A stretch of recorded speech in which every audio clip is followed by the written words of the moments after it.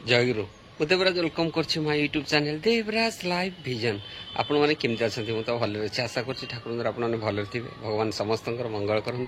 आसन जा आज गोटे नुआ ब्लग आज नुआ ब्लग जा गोटे विशेष सत्संग जा जो विशेष सत्संग आम देखा आम श्रद्धेय जय प्रकाश दास माने आम जेपी भाई गोटे बहुत सुंदर जाजन आपन केमती लगुच निश्चय कमेंट करते जनइबा डेरी करवानी आसन जा देखा श्रद्धेय जेपी भाई बहुत सुंदर जाजन आसतु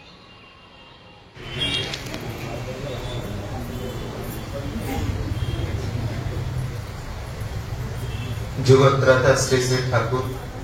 जगत जननी श्री श्री बड़मा परम पूज्यपाद श्री श्री बड़दा प्रधान आचार्य देव श्री श्री दादा श्री चरणारविंदर सत्संग उपस्थित गृह माने माँ माने छोट छोट पिला माने समस्त को मोर प्रीतिपूर्ण जयगुरु निवेदन। आज आम समस्त एक आनंदर दिन खाली आम समस्ते कहीं जगत से दिन आनंदर दिन थिला जो दिन परम पिता धरवतरण करथिले सुनिछि से ठाकुरंकर संग सानिध्य करथिबा जणे लीला पार्षद ठारू जे ठाकुर जेतेबेले आविर्भूत होइछन्ति जगत रे ठाकुर कहउछन्ति एई जे जगतर संसार जीव जगतर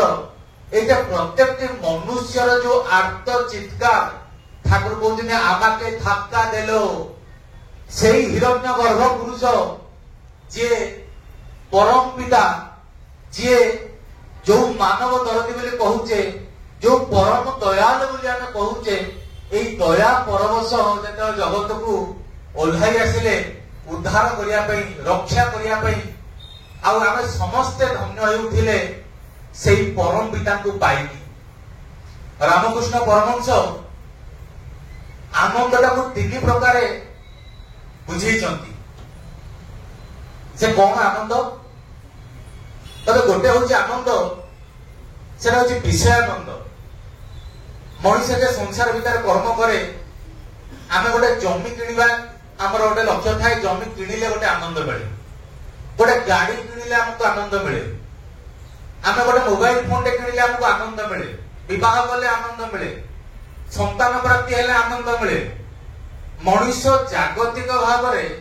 एई जे विभिन्न प्रकार वस्तु विभिन्न प्रकार जे जगत रे हम जहां मटेरियलिस्टिक लाइफ भीतर हम जहां देखुचे ताकू पाइकरी जो आनंद पाए ताकू कहउचंदी विषयानंद पुणी कहउचंदी द्वितीय आउ एक आनंद रहिछि से आनंदटा होची भजनानंद। ये भजनानंद कौन ठाकुर कहते भजन माने सेवा मनुष्य जीवन रे जेतेबेले तार निजर पिता माता सेवा करके जो आनंद पाए पारिपार्श्विक सेवा करके केही परोपकार करती दान धर्म करती अन्यर मंगल चिंता करती किसी सामाजिक कर्म करती से जो आनंद पाती सेवा करके सर्वश्रेष्ठ कर्म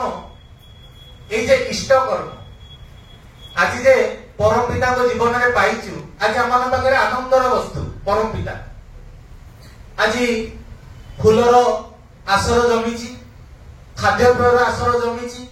सत्संग भजन कीर्तन आसर जमीची ठाकुर गुण कीर्तन आसर जमीची आ चारिआडे आसर आसर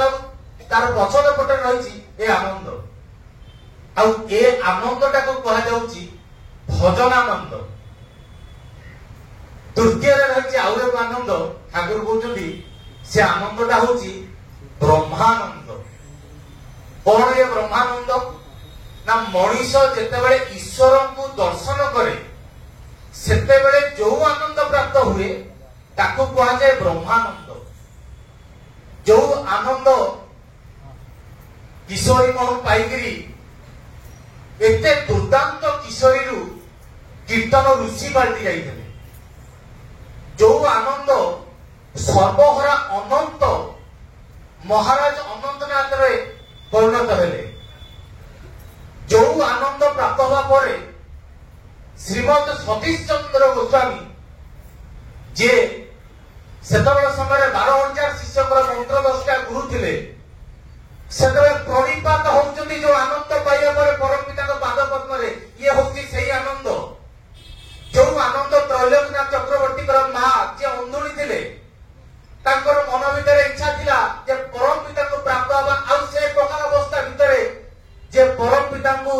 ସ୍ଥୂଳ ଜଗତର ଆଖି ନଥାଇ ମଧ୍ୟ ଯିଏ ଦର୍ଶନ କରିପାରିଥିଲା ଆଉ ସେଇ ଦର୍ଶନ ଭିତରେ ଯୋଉ ଆନନ୍ଦ ଲାଭ ହୋଇଥିଲା ସେଇ ଆନନ୍ଦ, ଯୋଉ ଆନନ୍ଦ ପ୍ରାପ୍ତ ହେବା ପରେ ହେମ କବିଙ୍କର ସେଇ ଯେ ମଦ୍ୟ ପ୍ରତି ଆସକ୍ତି କମି ଯାଇଥିଲା ସେଇ ଆନନ୍ଦ, ଯୋଉ ଆନନ୍ଦ ଆଜି ଆମେ ସମସ୍ତେ ପାଇବା ପରେ ଆଜି ପରମ ପିତାଙ୍କ ପାଖରେ ଜୀବନଟା ଗୁନ୍ଥି ହେଇକି ରହିଛି ସେଇ ଆନନ୍ଦ, ସେ ମହାନନ୍ଦ, ତାକୁ କୁହାଯାଉଛି ବ୍ରହ୍ମାନନ୍ଦ। ସେଥିପାଇଁ ସେ ଠାକୁରଙ୍କର ପବିତ୍ର ଗ୍ରନ୍ଥ ସତ୍ୟାନୁସାର ରହିଛି, ତୁମେ ଯେପରି ଆଦର୍ଶରେ ବିଶ୍ୱାସ ସ୍ଥାପନ କରିବ ତୁମର ସ୍ୱଭାବ ମଧ୍ୟ ତଦ୍ରୁପ ହେବ, ସେହିପରି ଭାବରେ ଗଠିତ ହେବ ଏବଂ ତୁମର ଦର୍ଶନ ତଦ୍ରୁପ ହେବ। এই যে পরম পিতাকে নিজের অন্তর চক্ষু ଦେଇକିରି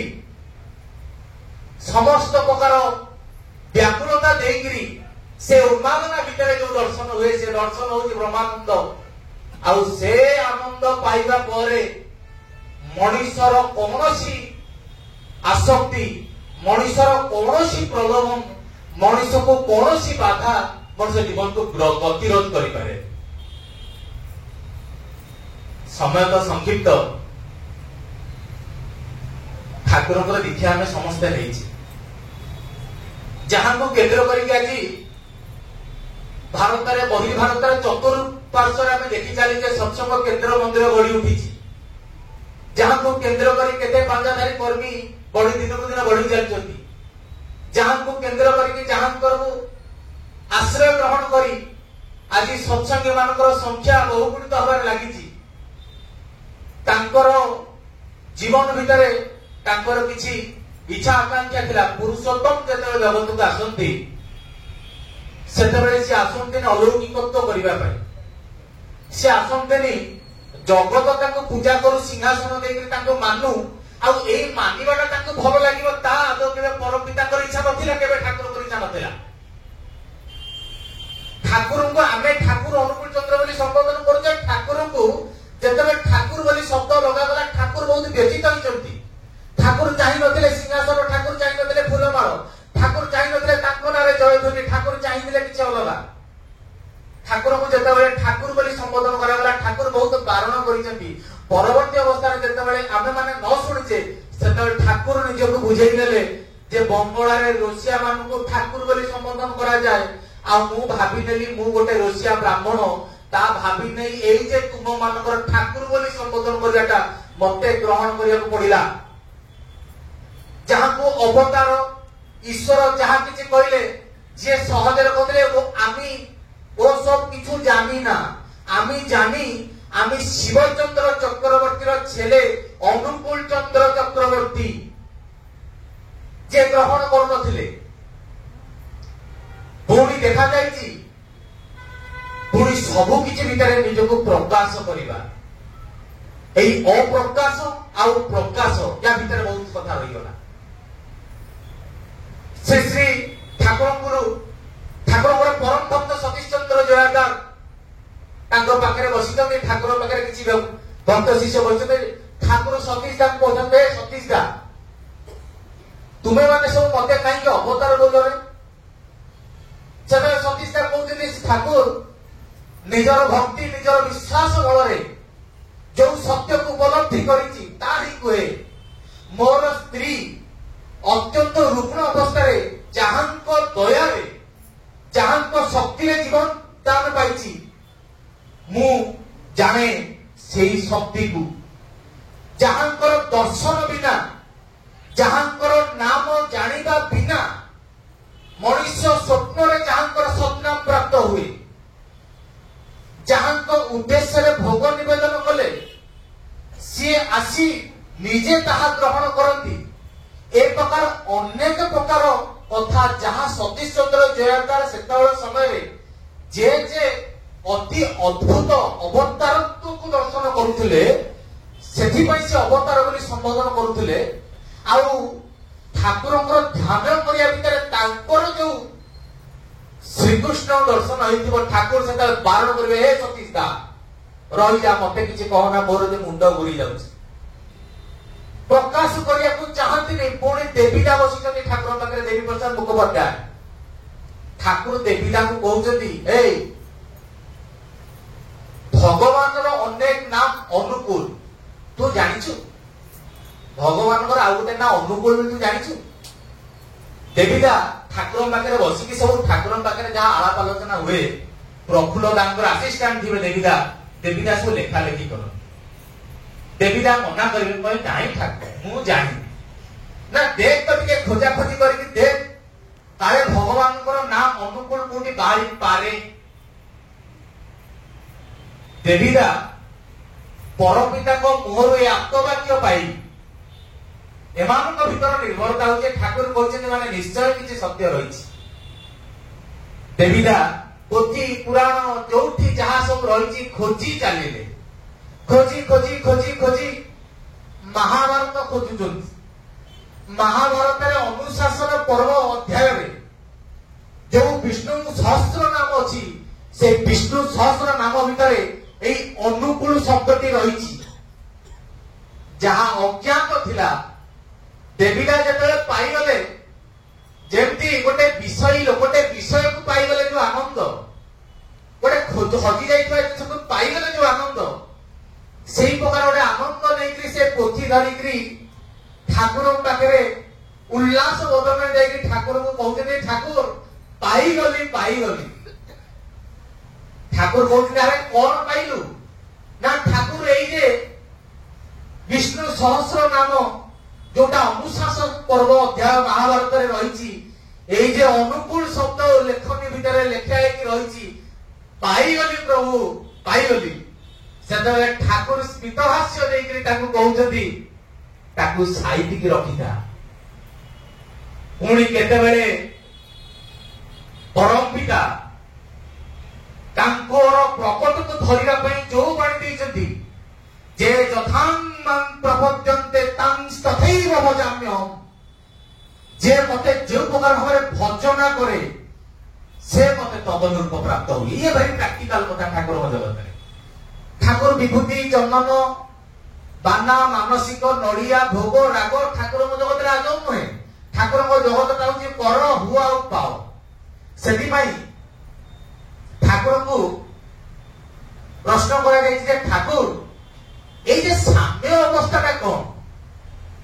कहीं कथा कहूँ से कथा को जी शांत ठाकुर कहते ठाकुर ये शांत भावटा कौन मन जो शांत भावटा केत आसो सेतेबेले ठाकुर कहते भक्तिर चारिटा स्तर रही प्रत्येक जानिया दरकार ठाकुर को दीक्षा नहीं अंतर भितर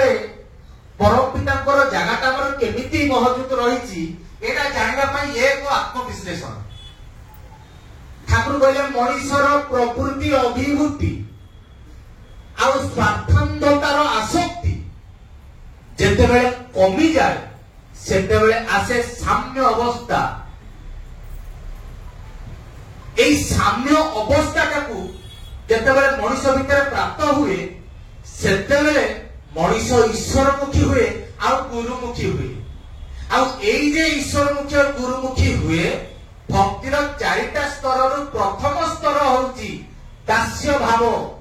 एइटाकू कहा जाए दास्य भाव तामाने प्रकृति आउ उग्रता देखु मनीष भितर टिके कॉम्प्लेक्स नियंत्रण सेतेबेले सत प्रति आग्रह सृष्टि हो दास्य भाव ठाकुर कहते ए भावटा आसीबा परे टिके प्रगाढ़ होबा परे आउ गोटे अवस्था प्राप्त हुए जेतेबेले मनीषर भल मंद सब नेकी तांको पाखरे मिसी जिबा इच्छा करे सेटा को ठाकुर कहउचंती सेटा होची सखा भाव साक्ष्य भाव जोटा हमर सनातन धर्म रे समस्त कथा उल्लेख रही सखा भाव जो भाव अर्जुन थिला द्वंद्व थिला विभिन्न प्रकार बाधा थिला विभिन्न प्रकार अनुशोचना थिला जे समस्त किछटा को नेकरी भगवान श्री कृष्ण को पाखरे प्रलिपात हेइतले से साक्ष्य भाव द्वितीय ठाकुर कहते एई साक्ष्य भावटा बढ़ी गले तापरे जो अवस्था प्राप्त हुए सेटा होची वात्सल्य भाव सेटा केमती ना गोटे पिता माता तार संतान सन्तति मो पाई तार लालन पालन रक्षण बेक्षण पाई जो प्रकार उद्ग्रीव होई उठे एई प्रकार व्याकुलता भितर सृष्टि हब प्रभु को नेकरी ମୁଁ ଯଦି ତାଙ୍କର କଥା ନ ବୁଝେ ତେବେ ତାଙ୍କ କଥା କିଏ ବୁଝିବ? ସେ ଯେ ଜଗତକୁ ଆସିକି କାନ୍ଦି କାନ୍ଦିକିରି ଗଲେ, ସେ ଯେ ଜଗତକୁ ଆସିକି ସଂଘର୍ଷ କରିକି ଗଲେ, ଆପଣ ଭାବନ୍ତୁନି ଆଜି ଯେ ଠାକୁର ଅନୁକୂଳ ଚନ୍ଦ୍ର ପ୍ରତିଷ୍ଠିତ ହୋଇଛନ୍ତି, ସହଜରେ ହେଇଛନ୍ତି। ଠାକୁରଙ୍କୁ ତିଳ ତିଳ ସଂଘର୍ଷ କରିବାକୁ ପଡିଛି, ଠାକୁରଙ୍କୁ କାଠ ଭଡା ଦେଖିବାକୁ ପଡିଛି, ଠାକୁରଙ୍କର ସନ୍ତାନ ସନ୍ତତି ମାନଙ୍କୁ ଜେଲ ଦେଖିବାକୁ ପଡିଛି, ଠାକୁରଙ୍କୁ ସ୍ଥାନ ପରିବର୍ତ୍ତନ କରିବାକୁ ପଡିଛି, ଠାକୁରଙ୍କ ଆଶ୍ରମରେ ସାମ୍ପ୍ରଦାୟିକ ହିଂସା ଘଟିଛି। ଏହି ସତ୍ସଙ୍ଗ ପ୍ରତିଷ୍ଠାନ ପାଇଁ ସତ୍ସଙ୍ଗୀ ମାନଙ୍କର ଜୀବନ ପର୍ଯ୍ୟନ୍ତ ଉତ୍ସର୍ଗ କରିବାକୁ ପଡିଛି। ମାରଣାତ୍ମକ ଆକ୍ରମଣ ଘଟିଛି ଭକ୍ତ ଶିଷ୍ୟ ମାନଙ୍କର ଜୀବନ ଉପରେ। ଆଉ ଠାକୁରଙ୍କୁ ଭଲ ପାଇଲେ, ଏଇ ଭଲ ପାଇବାର ଦାୟରେ ପ୍ରଭୁ କଣ ଚାହାନ୍ତି, ପ୍ରଭୁ କୋଉଥିରେ ପ୍ରୀତ ହେବେ, କୋଉଥିରେ ଖୁସି ହେବେ, ମୁଁ ନେବି ଦାୟିତ୍ୱ, ମୁଁ କରିବି ମୋ ପ୍ରଭୁଙ୍କର ଇଚ୍ଛା ଅଭିଳାଷର ପୂରଣ। ମୋ ପ୍ରଭୁ ଯାହା ଚାହାନ୍ତି, ମୋର ତନୁ ମନ ପ୍ରାଣ ସବୁ କିଛି ଲଗେଇ ତାଙ୍କର ପ୍ରାଣ ତାଙ୍କର ସ୍ୱାର୍ଥକୁ ପ୍ରତିଷ୍ଠା କରିବା ପାଇଁ ଲାଗିଯିବି। ଏ ହଉଛି ବାତ୍ସଲ୍ୟ ଭାବ। ଆଉ ୟା ପର ଅବସ୍ଥା ଯାହା ଠାକୁର କହୁଛନ୍ତି, ୟା ପରେ ଆସେ ମଧୁର ଭାବ। ଯୋଉ ମଧୁର ଭାବଟାକୁ ଆମେ ସନ୍ନ୍ୟାସ ବୋଲି କହିପାରିବା। ରାମ ହନୁମାନଙ୍କର ଏକମାତ୍ର ରାମ। ଯେତେବେଳେ ଏଇ ଠାକୁର ଆଉ ଠାକୁରଙ୍କର ବୀଜ ମନ୍ତ୍ର ଆମ ଜୀବନରେ ସବୁ କିଛି ଭିତରେ ତାଙ୍କରି ସେଇ ଯେ ବୀଜ ମନ୍ତ୍ରର ସୂତାଟାକୁ ଧରିକିରି, କ୍ଷୀରଟାକୁ ଧରିକିରି ଯୋଉ ଅନ୍ତର ଭିତରେ ପ୍ରାଣ ବଞ୍ଚିଛି ଯଦି ତାଙ୍କରି ପାଇଁ, ଜୀବନର ନିଶ୍ୱାସ ପ୍ରଶ୍ୱାସ ଯଦି ଚାଲୁଛି ତେବେ ତାଙ୍କରି ପାଇଁ, ଜୀବନରେ ଖାଇବି ପିଇବି ପିନ୍ଧିବି ଚଳିବି ଯାହା କିଛି କରିବି ଏଇ ସତରେ ମନଟାକୁ ସନ୍ନ୍ୟସ୍ତ କରିକି ରଖିବି, ଏଇଟା ହଉଛି ସନ୍ନ୍ୟାସ ଭାବ। ଆଉ ଏ ଭାବଟା ସୃଷ୍ଟି ହେଲେ ସେତେବେଳେ ଏଇ ମଧୁର ଭାବ ସେତେବେଳେ ସାର୍ଥକ ହୁଏ। ଅନେକ ଦିନ ଠାକୁରଙ୍କର ଦୀକ୍ଷା ମାନଙ୍କର ହେଇଛି। ଭାଇ ମାନେ ମା ମାନେ ଲାଗି ପଡିକିରି ଏଇ କିଛି ଦିନ ତଳେ 1150 ରୁ ଉର୍ଦ୍ଧ୍ୱ ଦୀକ୍ଷା କରାଯାଇଛି। ଠାକୁର କଣ ଚାହାନ୍ତି? ଠାକୁର ଚାହାନ୍ତି ମଣିଷ। ଠାକୁର କେମିତି ମଣିଷ ଚାହାନ୍ତି ଜାଣିଛନ୍ତି? ଯେତେବେଳେ ଠାକୁରଙ୍କ ପାଖରେ ଏଇ ଯେ ଦୁର୍ଗାନାଥ ସାନ୍ୟାଲ, ଅନନ୍ତନାଥ ରାୟ ଏଇମାନେ ସବୁ ରହୁଥିଲେ, ଠାକୁରଙ୍କ ପାଖରେ ରହି ଠାକୁର ଏମାନଙ୍କୁ ଜପ ଧ୍ୟାନ ଗାଇଡ କରୁଥିଲେ। ଏମାନେ ଠାକୁରଙ୍କ ପାଖରେ ରହୁଥିଲେ। ଠାକୁର ଚୌକି ଉପରେ ବସିଛନ୍ତି, ବସିକି ଠାକୁରଙ୍କ ଟିକେ ଘୁମ ଲାଗିଛି, ନିଦ୍ରିତ ଅଛନ୍ତି ଚୌକିରେ ବସିକି। ଏପଟେ ରାତି ଠିକ 1:30 ସମୟ ହବ। ଅନନ୍ତନାଥ ରାୟ ଆଉ ସତୀଶ ଚନ୍ଦ୍ର ଜୟାଙ୍ଗା ସିଏ ତନ୍ମୟ ହେଇକିରି ଏଇ ବୀଜମନ୍ତ୍ର ସାଧନ କରୁଛନ୍ତି, ନାମ କରୁଛନ୍ତି, ଜପ ଧ୍ୟାନ କରୁଛନ୍ତି, ଯୋଉଟାକୁ ନାମ ଧ୍ୟାନ କହୁଛି। ହଠାତ୍ ଧଡ଼ କିନା ଗୋଟେ ଖବର ମାନେ ସାଉଣ୍ଡ ଶୁଣିବେ। ସେ ଦେଖିବେ ଠାକୁର ଯୋଉ ଚେୟାରରେ ବସିଥିବେ ଉଠି ପଡି କବାଟଟାକୁ ଖୋଲି ଦେଇକିରି ଜୋରରେ ଡିଆଁ ମାରିବେ ପଦାକୁ, ଆଉ ଦୌଡ଼ି ଦୌଡ଼ି ଚାଲିବେ। ଏ ଘଟଣା ଦେଖି ଅନନ୍ତନାଥ ରାୟ ଆଉ ଏଇ ଯେ ସତୀଶ ଜୟାଟା ଠିକ କର୍ତ୍ତବ୍ୟ ବିମୂଢ ହେଇକିରି ଠାକୁରଙ୍କ ପଛରେ ଦୌଡ଼ିବାକୁ ଲାଗିବେ। ଦେଖିବେ ଠାକୁରଙ୍କର କି ଅବସ୍ଥା। ଠାକୁର ହାତ ଦିଟା ଉପରକୁ ଟେକୁଛନ୍ତି, କାନ୍ଦୁଛନ୍ତି, ଆଉ କହୁଛନ୍ତି ଗୋଟେ କଥା, ହେ ପରମ ପିତା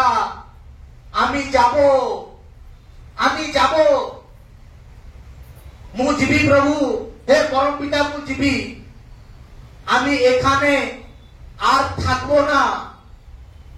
আমি মানুষ পাইলাম না, মানুষ পাইলাম না, কি করে তোমার কাজ করব। সে ঠাকুর পাখে যেতবে দেখুଛନ୍ତି পৌঁছিকি এই যে ଅନନ୍ତନାଥ ରାୟ ସତୀଶ ଜୟାଟା କି ଆଶ୍ଚର୍ଯ୍ୟ ହଉଥିଲେ ଠାକୁରଙ୍କ ରୂପ। ଠାକୁର ଶ୍ମଶାନରେ ସେ ବାଲି ଚର ଭିତରେ ଦୌଡ଼ି ଦୌଡ଼ି ଚାଲୁଛନ୍ତି। ଠାକୁରଙ୍କୁ ଗୋଟେ ପାଦ ଠାକୁରଙ୍କର ଅନନ୍ତନାଥ ରାୟ ମାଡି ବସିବେ, ଆଉ ଗୋଟେ ଗୋଡ ସତୀଶ ଜୟାଟାর মাড়ি বসিবে। সে ঠাকুর কবে, ঠাকুর আপনি যাও না, আমাকে কান্দায় আপনি যাও না, আমাকে ছেড়ে আপনি যাও না, আপনি গেলে আমি কি করে বাঁচব। সেদিন শ্রী শ্রী ঠাকুর প্রকৃতিস্থ হয়েছেন। ଆଉ ଅନନ୍ତନାଥ ରାୟ ସତୀଶ ଜୟାଦାର ଠାକୁରଙ୍କର ଦେହର ଯୋଉ କମ୍ପନ ଅବସ୍ଥା ସେତେବେଳେ ଘଟୁଥାଏ, ଫିଲିଂ ହଉଛି ଆମର ଅନ୍ତର ଭିତରେ ସମ୍ପୂର୍ଣ୍ଣ ଶରୀର त्रिलिंग होची आउ तळु थाई कि जता ठाकुरଙ୍କର श्रीमुख दर्शन करती देखुछन्ति ठाकुरଙ୍କ ललाटरू एक उज्जवल कांति रश्मि आकाश को पहि चलीची चतुर्दिग आलोकमय ही उठिची सेतबेले देखुछन्ति ये किए ये सेही परमात्मा जे एई जे नरोत्तम धारण करिकरी लीला करुछन आम मान पाखे अनुकूल चंद्र चक्रवर्ती रूप रे ठाकुरଙ୍କର जगत आसीबार एई जे धरावतन करिवार एहार उद्देश्य पछद पटे थिला सुविवाह थिला सुप्रजनन थिला दशविध संस्कार पुणी प्रचलन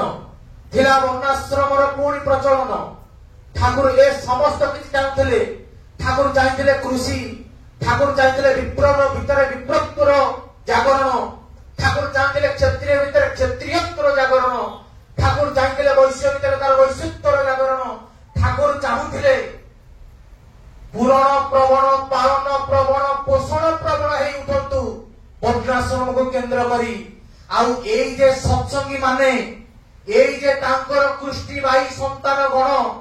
तांकर नीति निर्देश को व्यष्टि जीवन रे आउ समष्टि जीवन रे मानिकरी तांकर ध्वजा को तांकर सेई ध्वजा को बहिर्भारत रे मध्य प्रचारित सेति पे ठाकुर कहितले विश्व रे अछि जेते नगराधि ग्राम सर्वत्र प्रचारित हो एई सतनाम किंतु यार मानाना गुजुजु केवल दीक्षा दे देले हुए ता तो नुहे दीक्षा नवा परे मनुष्यटा पछरे लागिबा को हबो आज रे आयोजन रहिछि आज केही जने ठाकुरଙ୍କର ए फूल सजासजी रे के लागिले केही जने भजन कीर्तन गान गले केही एति ठाकुर कथा आलाप आलोचना होछि आ विभिन्न प्रकार कार्यक्रम होइछि आजिटा चली गला परे कालीटा हम ପାଇଁ इष्ट कर्म कोन एइटा निजको पछा दर काली मु कोन करिबि आ आम पाखरे एइ जे दीक्षा होछि एइ जे सत्संग होछि जो डीपीआर को स्लोगान में सत्संग आश्रम तरफ आसुछि आज आम प्रत्येक भाविया दरकार आम जदि भाविबा सत्य भाई दायित्व नैथिले सत्य भाई सुचारू रूपे गले केना सत्य भाई को काम ता नुहे किंतु एडा हम समस्त काम मु जनकर दायित्व नेबी मोर जीवन भितरे एडा साधना प्रभु दक्षिणा चाहती एया जे आमे जे परम पिता को पाइलु एई परम पिता को कोन बुझिलु आउ जन को अंतर भितरे से छापटा केते दूर छाड़ी जाई पालु एइटा होची ए जीवनर इष्ट प्राणतार साक्ष्य आमे जे ठाकुर को कोन भक्ति करछु कोन भलो पाइछु कोन आमे तांकर नीति नियम को वर्ष धरी देखुछु जाउछु धळा पिटी सत्संग वर्ष धरी लोक देखुछि माछ खाउनी वर्ष धरी कुआडे जाउ तमे सत्संग जाउछि वर्ष धरी कुआडे जाउ तमे देवघर जाउछि वर्ष धरी लोक देखुछि कोन ना भाई आपर एंती प्रार्थना होछि संग बस कि सेही जे वर्ष धरी परिवारटा ए परिवारटा जदि आउ जनकर अंतर भितरे संचारित होई उठिला